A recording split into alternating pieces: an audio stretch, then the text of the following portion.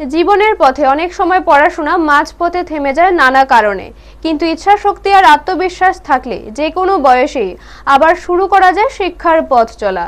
এই বার্তায় যেন নতুন করে তুলে ধরল দক্ষিণ ত্রিপুরার সাব্রুম মহকুমার এক অনন্য ঘটনা। সাব্রুমে একই স্কুলের পরীক্ষা কেন্দ্রে একসঙ্গে মাধ্যমিক পরীক্ষা দিচ্ছেন মা ও ছেলে। মায়ের নাম কাকলি নাথ এবং ছেলের নাম দীপ্তনু নাথ।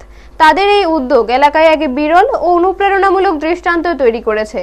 স্কুল সূত্রে জানা গেছে, মা ও ছেলে দুজনেই আগে দোলবাড়ি হাই সেকেন্ডারি স্কুলের শিক্ষার্থী ছিলেন।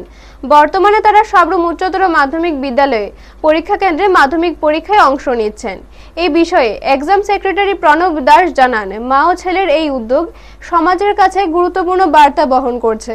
তার মতে, শিক্ষা অর্জনের ক্ষেত্রে বয়স কোনো বাধা নয়। আগ্রহ ও দৃঢ় ইচ্ছাশক্তি থাকলে যে কেউ যে কোনো সময় পড়াশোনা চালিয়ে যেতে পারেন। এই ঘটনাকে ঘিরে সাব্রুম মহকুমা জুড়ে আলোচনা শুরু হয়েছে। অনেকের কাছেই মা ও ছেলের এই একসঙ্গে পরীক্ষায় বসার ঘটনা অনুপ্রেরণার এক উজ্জ্বল উদাহরণ হয়ে উঠেছে। ব্যুরো রিপোর্ট, নিউজ তৎকাল 24।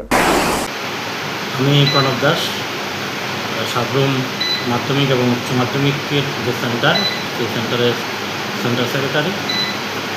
তো আমাদের এই সেন্টারে দোলবাড়ি হাই স্কুল থেকে পরীক্ষা দিচ্ছে মা ও ছেলে। তো ছেলে দীপ্তনু নাথ এবার মাধ্যমিক পরীক্ষা দিচ্ছে, তার সঙ্গে ওর মা কাকলি নাথও মাধ্যমিক পরীক্ষা দিচ্ছে। এটা আগামী দিনে যে শিক্ষার প্রতি আগ্রহ, এটাকে প্রকাশ করে।